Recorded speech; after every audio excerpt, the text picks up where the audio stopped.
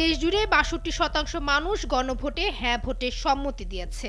সেই অনুযায়ী এবারের সংবিধানে ৮৪টি সংশোধন আসার কথা রয়েছে। তবে জুলাই সনদ বাস্তবায়নে এই গণভোটের বেশ কয়েকটি সাংবিধানিক সংস্কার নিয়ে রাজনৈতিক দলগুলোর আপত্তি ছিল, যা নিয়ে ইতোমধ্যেই নতুন করে সংশয় দেখা দিয়েছে।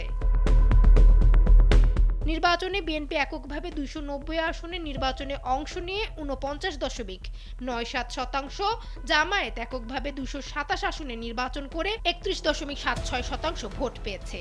জোটগতভাবে ভোটের শতাংশে বিএনপি ৫১%-এর বেশি এবং জামায়াত এনসিপি জোট ৩৮.৫১% সমর্থন পেয়েছে।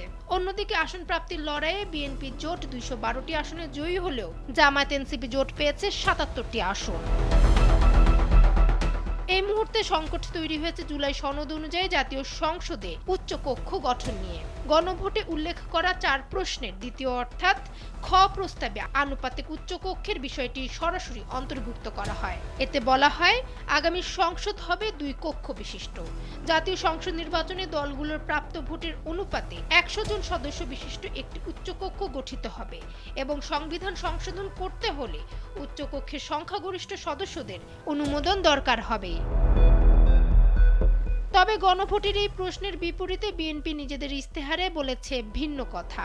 ইস্তেহার বলছে, তারা ক্ষমতায় এলে আসন সংখ্যার ভিত্তিতে উচ্চ কক্ষ গঠন করা হবে। সেই অনুযায়ী বিএনপি জোট ১০০টির মধ্যে ৭০টি, জামায়াতে ইসলামী অন্তত ২৬টি, এনসিপি ২টি আসন পেতে পারে। তবে এর বিপরীতে ভোটের আনুপাতিক হারের বিবেচনায় উচ্চ কক্ষ গঠন হলে বিএনপি জোটের আসন কমে হবে ৫২ থেকে ৫৩টি আর জামায়াত জোট অন্তত ৩৮টি।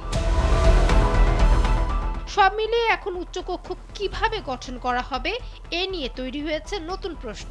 জুলাই সনদের যে বিষয়গুলোতে বিএনপির আপত্তি ছিল সেগুলো বাস্তবায়ন কতটা হবে সেই ধোঁয়াশা এখনো কাটেনি। ডেস্ক রিপোর্ট, সময়ের আলো।